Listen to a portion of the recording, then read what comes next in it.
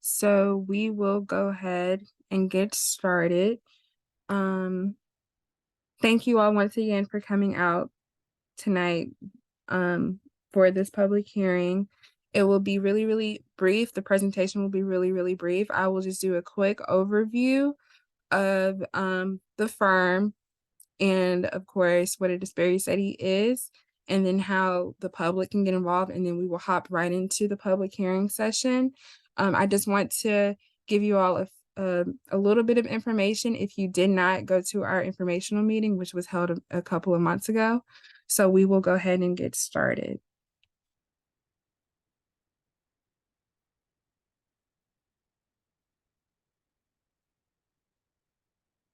So about Griffin and Strong, we are a law and public policy consulting firm specializing in disparity research, contract compliance, program development, training, and supplier diversity consulting. We are the most qualified team in the industry that we do perform in. We have 6 Juris Doctorates, 2 PhD economists, a PhD in anthropology, and a PhD in social psychology, and also a PhD in statistics, all with experience in disparity research. And I do want to point out that we also have no study that has ever been challenged or overturned in court. So really quickly, what is a disparity study? It is an objective research tool that determines whether there are disparities in a governmental agency's procurement activities with certain race, ethnic, and gender groups in the various industry categories. It further determines whether those disparities are statistically significant and likely caused by the race and gender status of firm owners.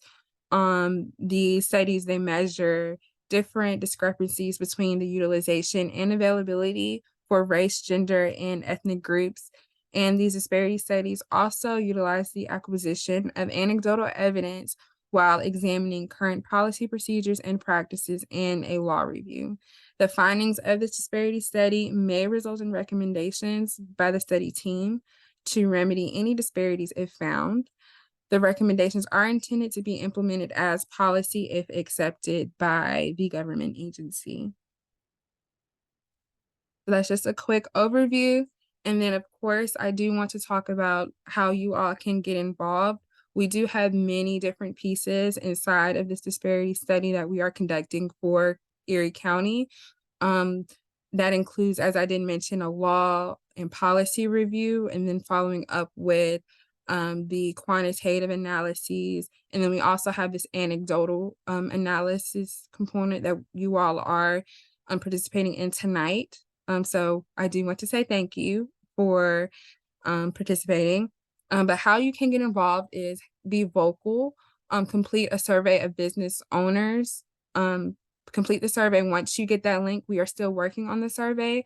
And I do want to mention that everybody who is on the call, I'm sorry, getting a little tongue twisted. Everybody who is on this call tonight will get a direct link to the survey once it is launched. We also do ask that you participate in an interview or a focus group session if you are contacted, and also attend a public hearing, which you all are doing tonight.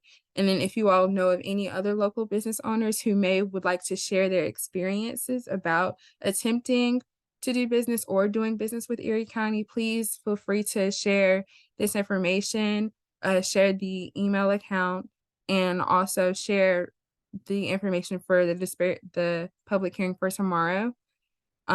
So we are having another one tomorrow from 6 to 7. So if there are other folks that you know that would be interested in sharing their feedback and want to see some change in Erie County, or just want to let us know about good feedback about Erie County and their procurement, please tell them to come out tomorrow. And then also send comments to the study's designated email. So before I do jump into the public hearing component, does anybody have any questions before we hop right into it? I can't necessarily see everybody because I'm sharing my screen. So if you do have any questions, you can feel free to unmute yourself right now to ask them, because once we hop into the second portion of the call, then I will not be soliciting any questions.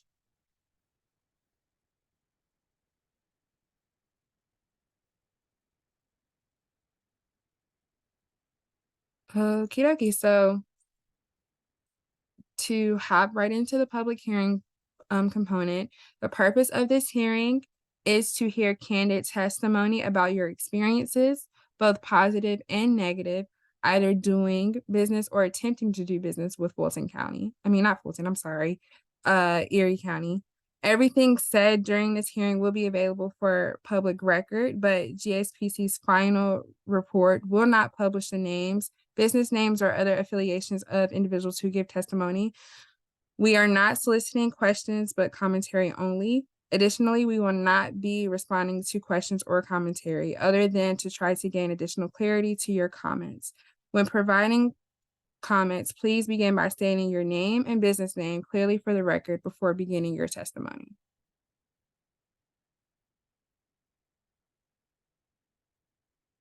Okay. So that was just a really quick overview. And I am now open for any comments that any of the business owners may have. Once again, if you can, please provide your name and your business name clearly, and then just hop right into your comments. And I hope not everybody goes all at one time. You can raise your hand or you can just simply start by unmuting yourself. But yeah, now is the time that I'm opening the floor for anyone who would like to speak and give your anecdotes to do so.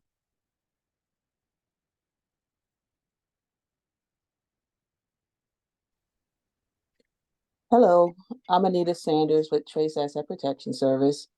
I believe some disparity with the doing business with Erie County, making the information known throughout the community, especially in the 14215 area. Secondly, regarding their prevailing wage bids, they don't increase their price point when a prevailing wage job goes up. And I think that should be addressed as well when doing business with Erie County. And those are a couple of my concerns. Okay, thank you, Ms. Sanders. Can you do me a favor and please state your business again? Trace Asset Protection Service.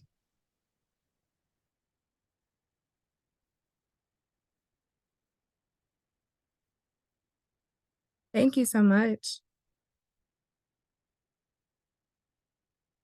Do you have any recommendations, Ms. Sanders, on how they can make information known throughout the community? I believe they should solicit not-for-profits in the area. For example, Bailey Business Associations and the 7 districts that we have throughout the county, and make sure all the information is provided to the smaller communities. It's one thing to have it on the news and in the Challenger, but it's another thing to have like an intimate setting with a group of business owners in that particular area. That's one way they can improve that.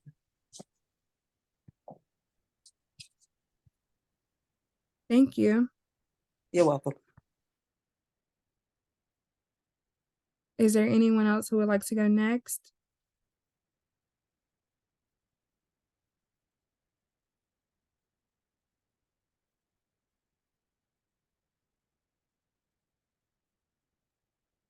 Hi, my name is Marian Olivieri, and I'm with Chartered Professors. We're a woman-owned business through the Small Business Association. We are a 100% woman-owned business. However, in order to be listed as a woman-owned business in Buffalo and Erie County, they ask us to be a New York State woman-owned business, and we've been denied this due to the regulations of New York State, which really make little sense since we're a 100% woman-owned business. And it would just be lovely if you all could just utilize what we went through with the federal government to be a woman-owned business. I'm not really sure why we have to go through all of these hoops.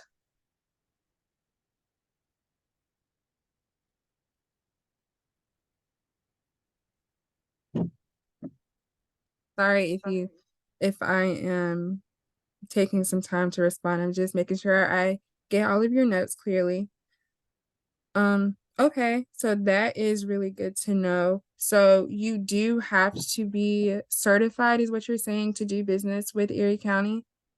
Or If you you're just want, trying to register to if you do want business? to register as a woman-owned business, you have to, you know, you used to be able to just say, I'm a woman-owned business, but now you have to go through the state first. And we can't get past the state because they have some rules that make little sense since we are a 100% woman-owned business. And we are already federally certified, which was a huge lift to do all of that paperwork. Okay. Yeah, that is noted. Thank you so much, Have a Miss good day. Miller. You Thank you. too. Is there anybody who would like to go next?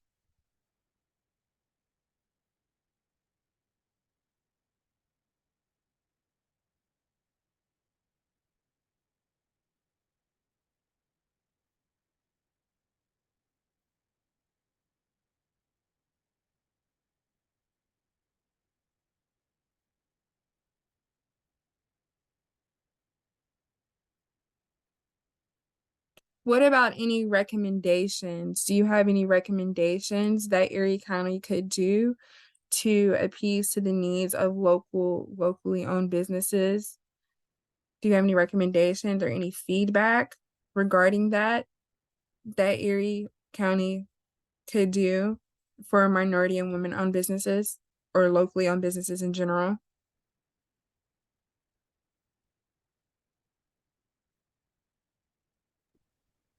This is Anita with Trace. Again, I would say partnering with not-for-profits to get the word out, especially about women-owned businesses and things of that nature. I think that may be the biggest issue there is making sure the business community knows what's out there with Erie County. I know they have a website. I know they have all the necessary tools of that nature, but how are they engaging with the community, the representatives from Erie County? Mhm. Okay, that's really, really good. Thank you, Miss Sanders. Anyone else who would like to add to that or would just like to share their experience with doing business or attempting to do business with Erie County?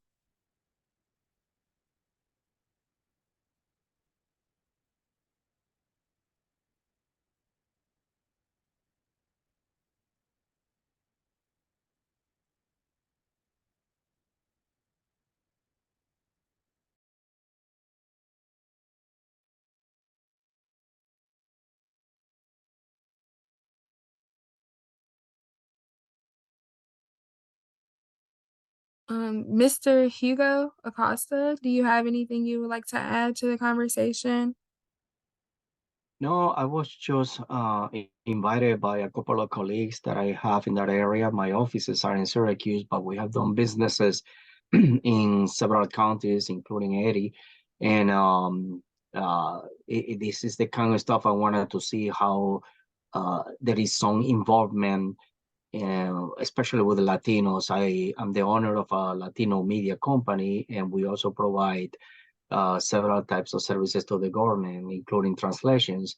And since we were part of that a few years ago before the pandemic, I figured let me take a look and let me see if I learned something that could be applied to the rest of the Central New York State area.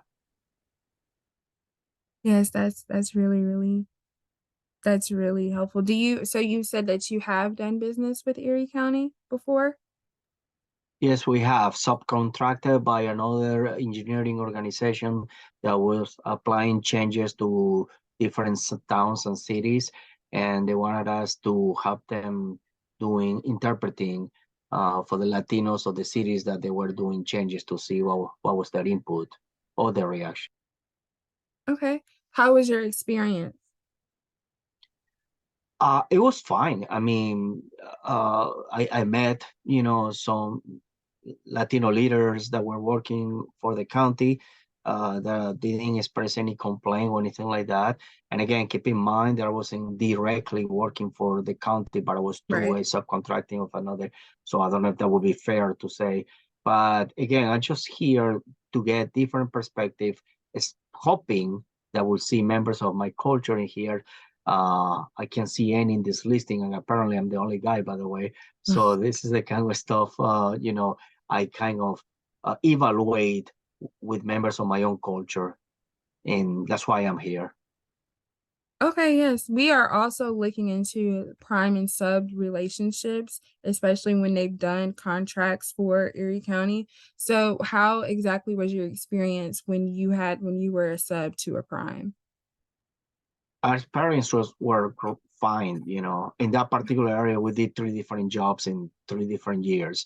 No problems with treatment, estimation, getting pay. Uh, we'll do it again. No problems at all. Yes, sir. What about the outreach that the county can do? How has the outreach been for the Latino community? Have you been aware of that, or how can the county increase their outreach to the Latino community? Well, that particular part, I don't know if it will be valuable for me to express, because the media outlets, the Hispanic media outlets that we own, only cover between Rochester and Albany. However, we have done services outside that area that has to do with translation, has to do with training corporations and companies, how to sell and market the Latino population, when to use the language, how to be culturally sensitive, and all that kind of stuff. So with respect to the outreach of a particular county that is not part of our coverage, I wouldn't know what to tell you. I have not heard any negative or positive remarks from my colleagues of my culture in Buffalo area, and in those different counties back there on the west of the state. So I couldn't say if there was either positive, negative, or anything at all. Okay, well, thank you, Mr. Acosta. Do you mind stating your business for me? The name of my company is CNY, Central New York Latino, CNY Latino, and we run several Hispanic media outlets, including the only Latino newspaper in Central New York, which is between Rochester, Albany, Watertown, and Binghamton. I know there are 2 Latino publications in Buffalo, in that area. We also run 2 weekly Spanish radio shows, a podcast that we started during the pandemic. We do Latino festivals, we do translation services, we do consulting to companies, how to understand the culture, how to sell it. We also do seminars and lectures to both ethnic groups, Latinos and non-Latinos, to understand different aspects of these different ethnic groups. That's wonderful. That's great. Thank you so much, Mr. Acosta, You're welcome. for coming out tonight. Do we have any other participants that would like to speak? You want to add on to the conversation?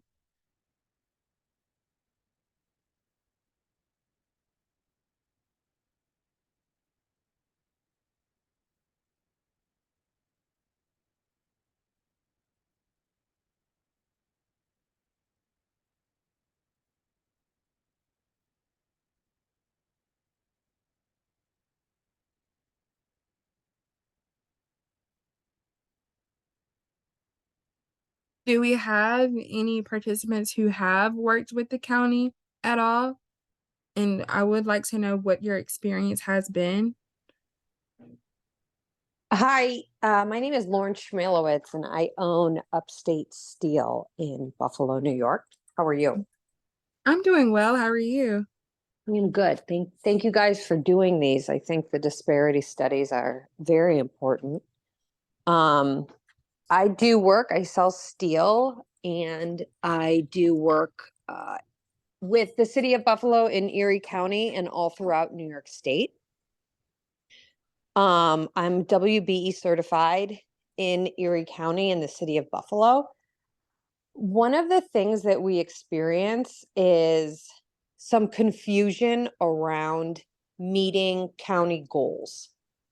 It seems like a lot of contractors are not very clear on the funding agency, or if you're county certified versus state certified. I don't know if anybody's brought that up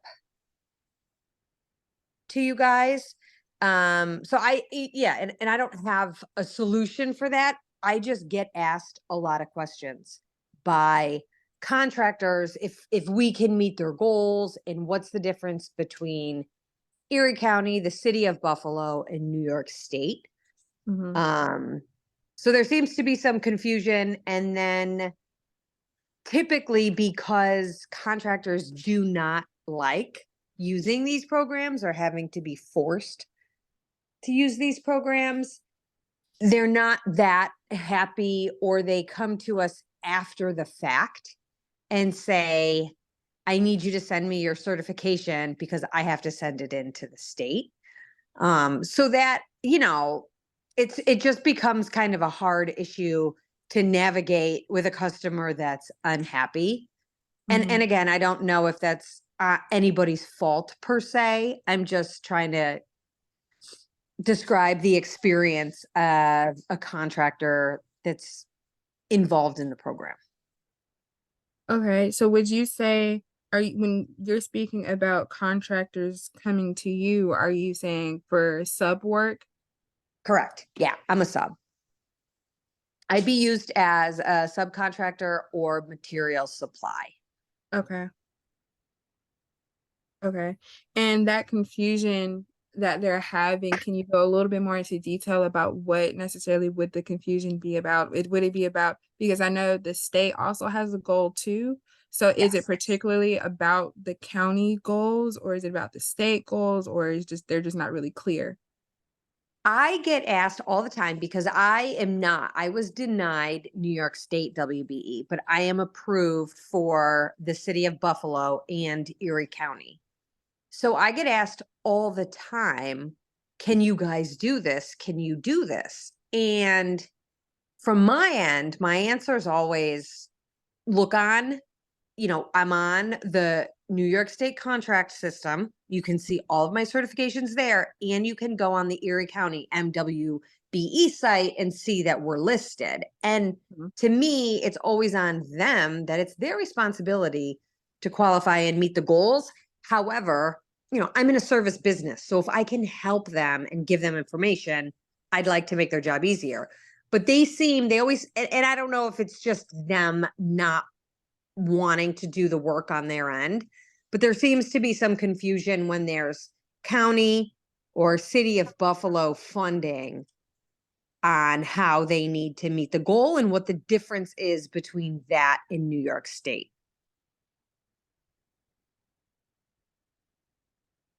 But Okay. again, I always refer them to the websites because everybody's clearly listed. So Okay, that's really, really good to know. Thank you so much, Miss Lauren. Um, does anybody else have those same issues that they're facing, just like Miss Lauren?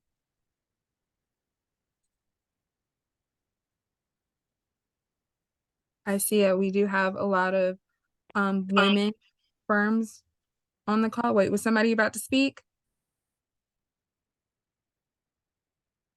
I do see that we have a lot of women on firms on here. So is anybody else having that same issue regarding certifications or being included on projects, or having some um particularly not fair relationships with primes or anything? Would anybody like to add on to that or add any other feedback?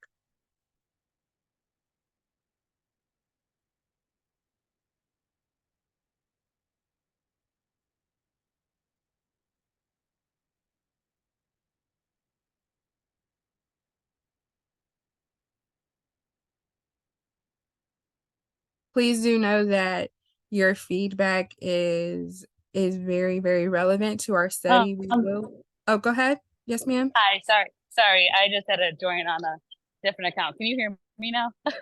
Yes. Is that okay? Okay, hi. My name is Allison. I am with Diversified Industries of Western New York. And I've had something similar but a little different. I've had a lot of projects come through my way. I've done work with the City of Buffalo, Erie County, as an MWBE prime and a subcontractor for projects. I was state certified, and then their whole system was pretty much shot to crap and stopped working for everybody. But I have had the same thing where people would ask me what my certifications are and where I'm certified, and I'll give them all the letters that we have. But I just don't understand why there's such a discrepancy between city, county, and state certification when you guys urge the fast track portion of it. If that's something that hasn't been discussed already. And I know that's an issue that has popped up, as well as certain projects that are state funded. And so when they ask you for a bid on a quote, you can't get the project because they need specific MWBE goals that are state, but they're all also like local. There's like local people on the project, whether it's the city or the county people that you're doing reporting up to, or like, you know, local label reports. So I just don't understand where the line in the sand is. And then of course, and I'm not sure if you brought it up yet because I did join late, the Bill Stadium and the discrepancy of MWBE and participation that is going into that as well. If you don't But mind me, that's a huge. yeah, if you don't Sorry. mind me asking, could you go a little bit more into depth about the discrepancies about the Buffalo Bills Stadium that's happening? Yeah, so I, like I said, was previously New York State certified. I have been on a recertification list for 3 years, and then got rejected to reapply because they were missing a page of a federal tax form that we never had. And I was speaking with the primes for Gilbane and Turner, as well as their third party advisories that are doing their compliance checks. And they all said that because we are not state certified, we cannot count towards their goals. And then because I have reapplied now, my application's in, I went through all their rigmarole, but because I'm still not applied, like other state projects have a line that lets you list yourself as your pending certification. And this project will not allow you to list yourself if you're pending certification. And then I've tried seeing if they could get one line approvals. So because I am city county certified, DBE certified, section 3, SBE, they were like, we can try, but we can't guarantee anything because it's a state run thing, but the project is in our backyards. So I'm not sure how or what the plan is for that, but it seems very unfair that they want to bring in Syracuse and New York City contractors to do the work when you have I think there's 16 of us on this call or something, certified M or WBEs that are capable of doing the work. Just because we're city and county certified. And you guys have a much more efficient and effective system to do your recertification or your initial certification.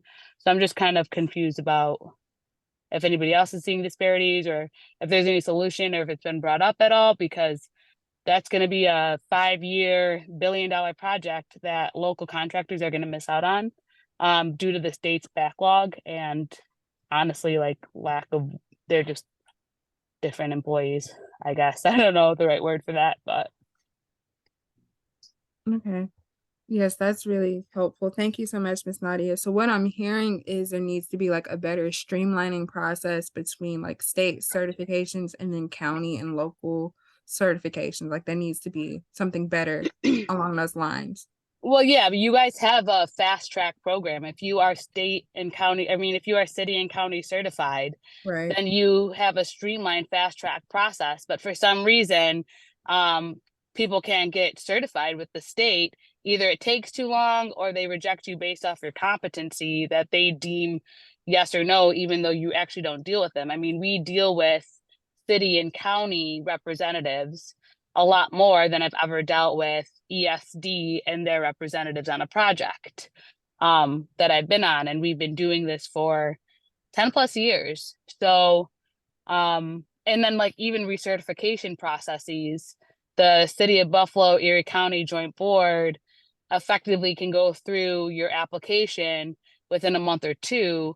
And my application with the state initially was 3 years out before they decided to reject me for one piece of paper that they gave me a week to turn around. So it's completely not, fair or correct. And then DBE certifications are done annually. They're also a state certification, but those happen within a month. So I'm just unsure as to how the state's running their program, because it's putting a lot of local contractors at a disadvantage. Like I said, especially since we have a $1 billion project happening in our backyards. I'm assuming this at Erie County, so I'm assuming it's just people in the county on this call as well, but it's, it's all of our backyards that this is happening in. I couldn't agree more with what you just stated.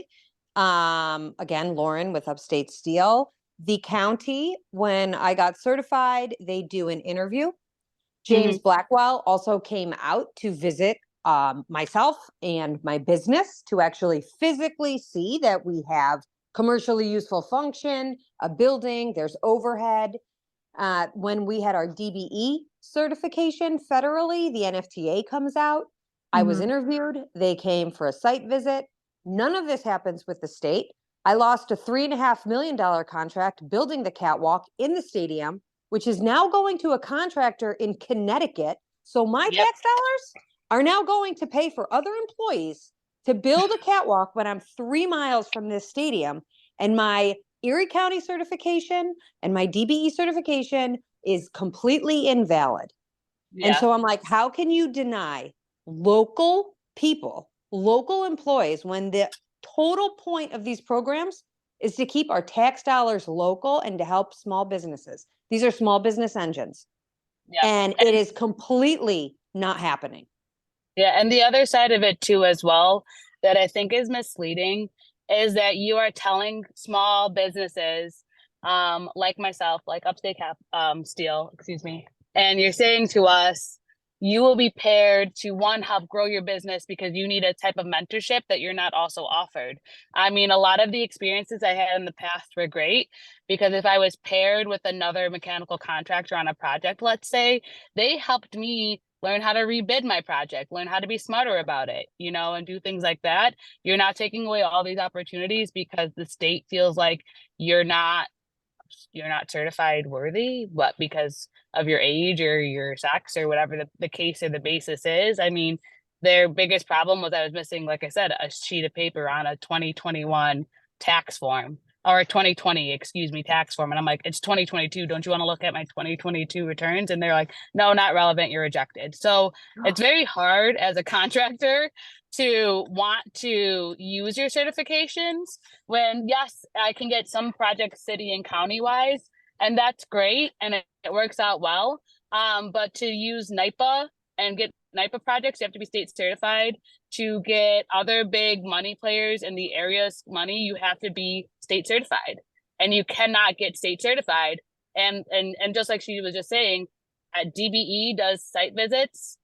You guys do interviews. You have to do all these other things for everybody else, and the state won't give you your right dollars, but somebody in Connecticut can do a project. Just that it doesn't make sense, and it really is discouraging. A lot of people I know won't do their MWBE certification because they don't find the need for it, since there's only so much you can do for the city and county, whereas New York State dollars are what's funding a lot of these other projects. Roswell, you can only be a state certified, and everything is in our backyard. So it's kind of ridiculous almost. I know this isn't you, and I know you're asking these questions about disparity, but it is very frustrating as an MWBE to be told you're not enough or whatever the case may be after 3 years of waiting for something, and you have a like I said, $1 billion project in our backyards.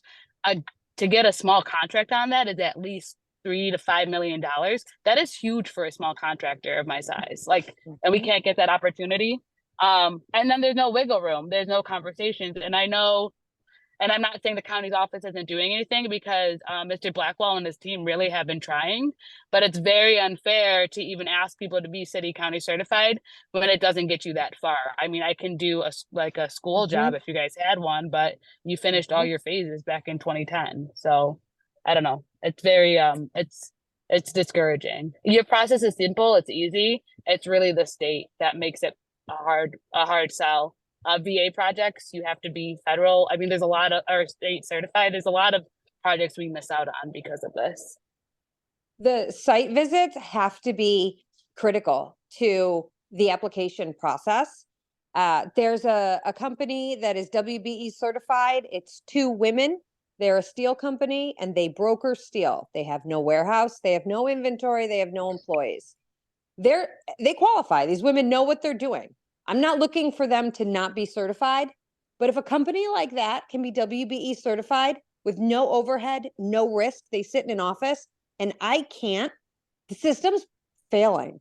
Yeah. It fails the And 38 employees that I have to worry about paying payroll to every single week. It's and real. And because we don't get site visits, because they can just write me off because I have to upload documents to a portal, our tax dollars are not being spent correctly. And site visits are critical to these programs working, to people, including the businesses that are approved and certified, and then the contractors that have to use us. Everybody needs to trust that these programs are working effectively and correctly. And they haven't been, and people don't trust them. And there is a ton of misuse, and there is fraud, but site visits and going out, boots on the ground, are gonna keep that in track, you know? And even if they don't want to do a site visit because they understand it's ESD, they could at least hold an interview or at least take the notes of what the city and county are doing because they are already doing it. So you don't have to duplicate efforts. I mean, especially if it's a fast tracked application, which is the point of doing a fast tracked application. Utilize the local resources.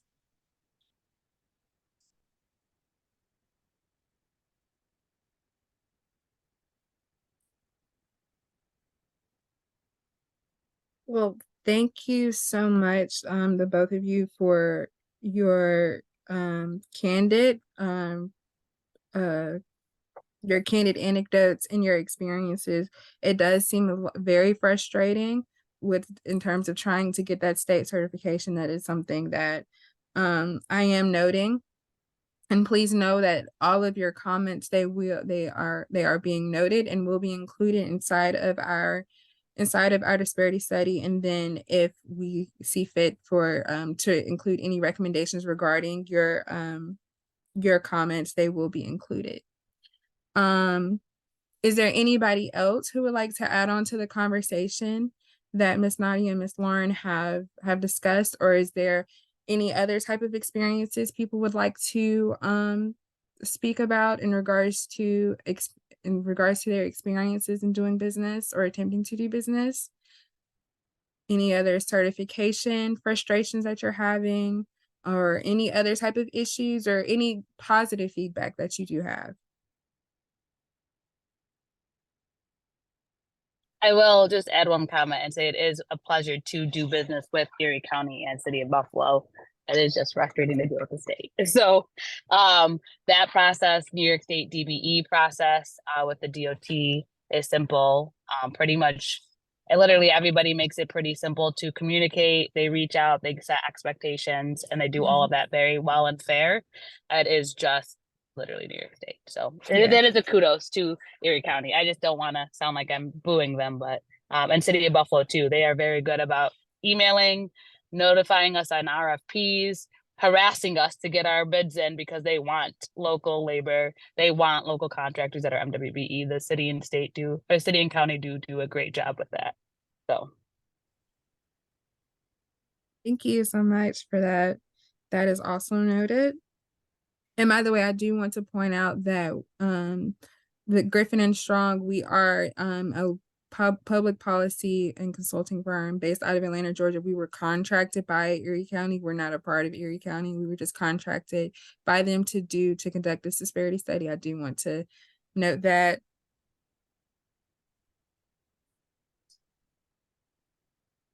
Okay, so do we have anybody else? Okay, Miss Lakia, I see you have unmuted yourself.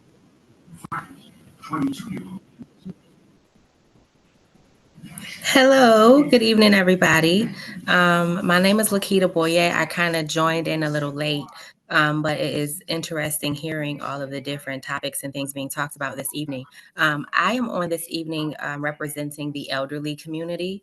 I have a business, Compassionate Hands Private Home Care.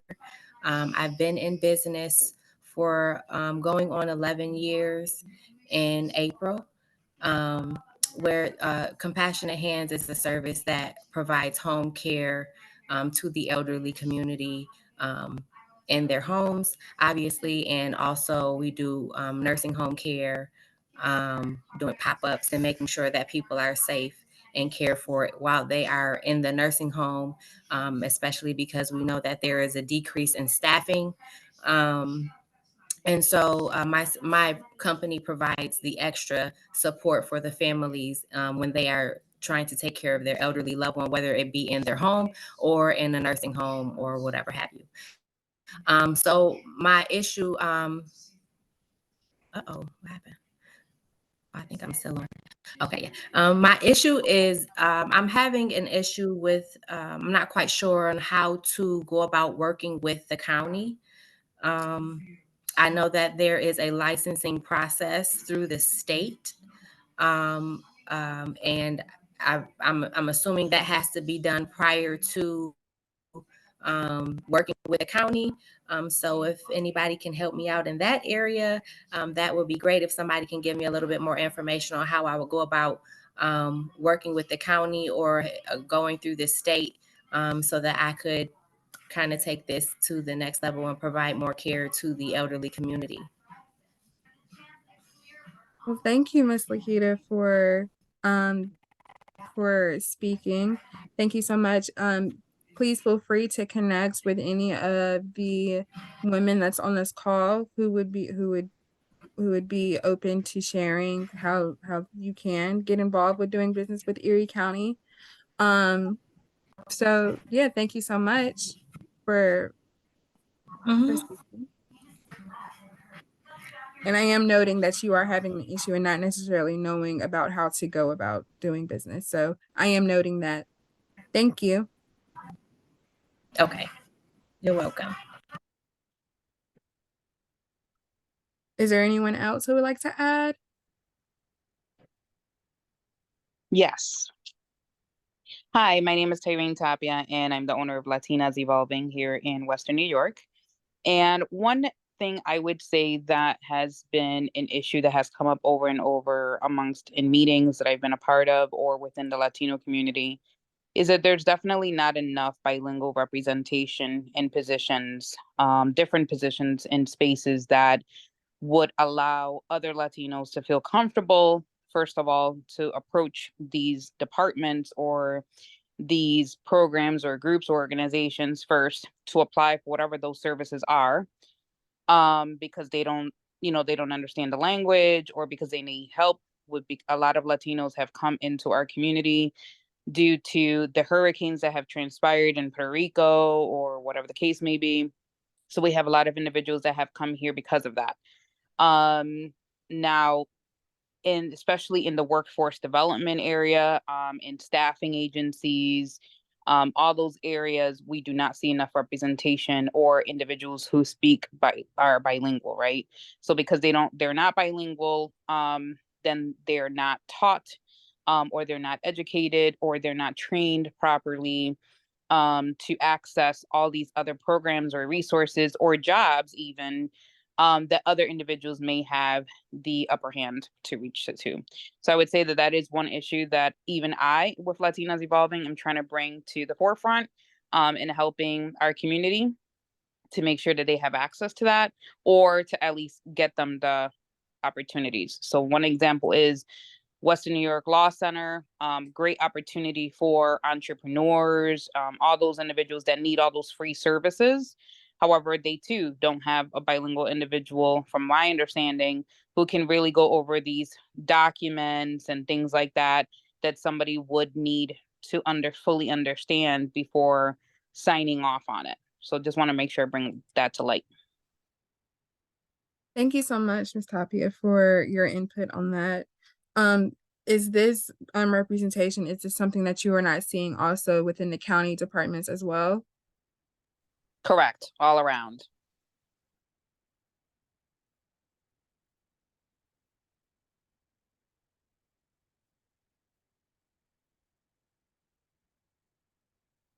Thank you so, so much for that.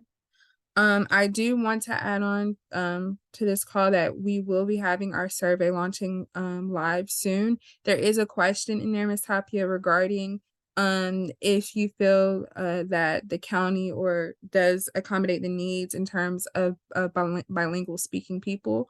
So I do want to also just add that in there, that we are looking at that as well in terms of making sure that we are looking at the local community's needs in terms of what Erie County can do. You're welcome. Is there anybody else that would like to add on to the conversation? We do have about 10 minutes left on this call, but do know, I do want to note to you all that I will be staying on the call if we do go over. So please feel free to add on, especially those who haven't talked just quite yet, in terms of your experiences doing business with Erie County or attempting to do business with Erie County. How is the business community inside of Erie County? And then Miss Nadia, she did touch on the Buffalo Bills Stadium, how you all feel about that project that's going on right now. These are the type of questions that we would like to hear feedback on. And then also if you have any positive feedback about doing business with the county, that's also something that we would like to note as well. So is there anyone else who would like to speak tonight?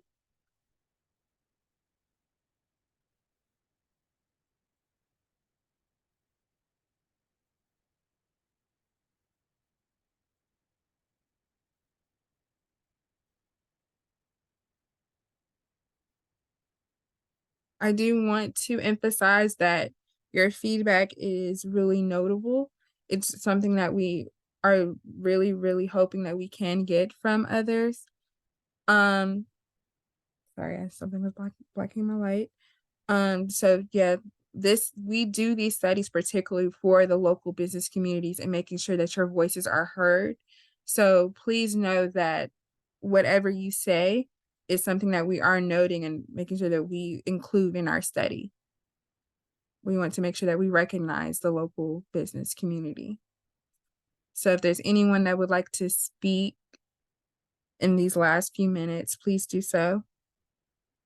And then I'll also want to encourage those folks who could not join, or if you know anyone who did not join but who would be interested in speaking about these topics, we do have our next public hearing tomorrow from 6 to 7.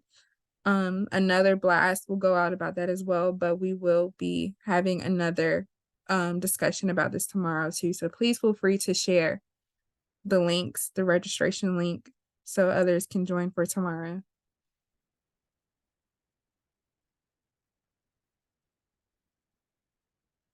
And then also, please, we do have a website. I did not get to share that.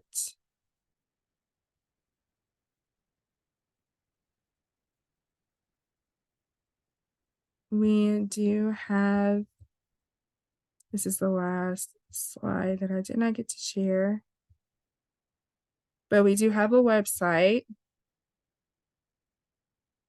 So if you would like more information about the disparity study, I did not get to go a little bit more in depth because I wanted to make sure that I had enough time on the call to make sure that people did speak. So we do have a website. You can see more information about the study and the methodology, as well as any public events that we will be having, and more focus groups and more sessions, regarding the anecdotal evidence component that you all can be a part of, and as well as our survey. You can check that out at eriecountydisparitystudy.com. And then if you want to know more about Griffin and Strong, our website is down here, www.gspclaw.com. And then we also do have a Twitter and a LinkedIn. So if you want to connect with us more, and then also just check out our website to just get more information about the disparity study, and then please feel free to do so. And we are wrapping up. We have about 4 minutes left. So if there's anyone else who would like to speak, Now is the time before we reach 7.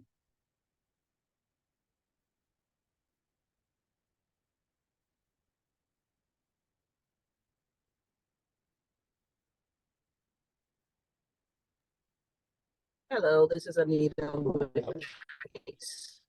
One thing I wanted to target on is once people win the bid with the county, especially their prevailing wage bids, that Mhm. they should up when the prevailing wage increase annually, they should also allow the contractor to increase their price point as well. Right now, I believe it stands that you cannot increase your price point. And for a small business, that's very difficult, especially with inflation and with the wages going up, which is required by the contract.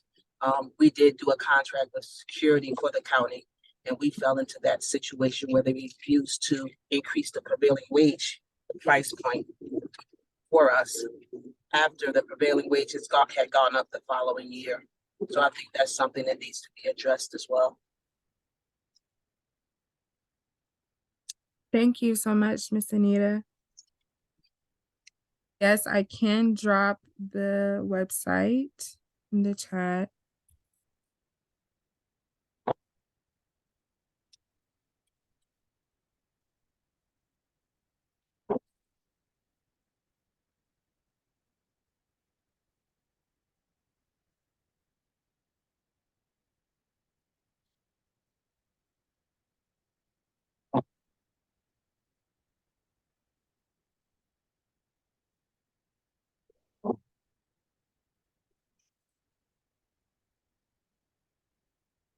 All right, so it's almost 7 o'clock. I want to thank everybody for joining. I know most of the people did jump off already, but I do want to say thank you for joining. It should be working. Let me check. I'll make that as a note, and then I will get back to you, Miss Drew Canfield. I can get back to you and show you send you the site once it's working. It should be working though, because I was just on it like earlier today. So sometimes it can be like a spam issue for some people who try to get into the website to try to access the website. So try refreshing it maybe. But the website should be working. Okay. So that's something that I will get on tomorrow or tonight about the website. Thank you so much for pointing that out for me. But it is 7 o'clock, so I will let everyone go. Thank you so much for joining tonight, and I hope everybody have a great rest of your evening. Have a good night. You too. Thank you. Thank you, Cordelia. You're welcome. You too.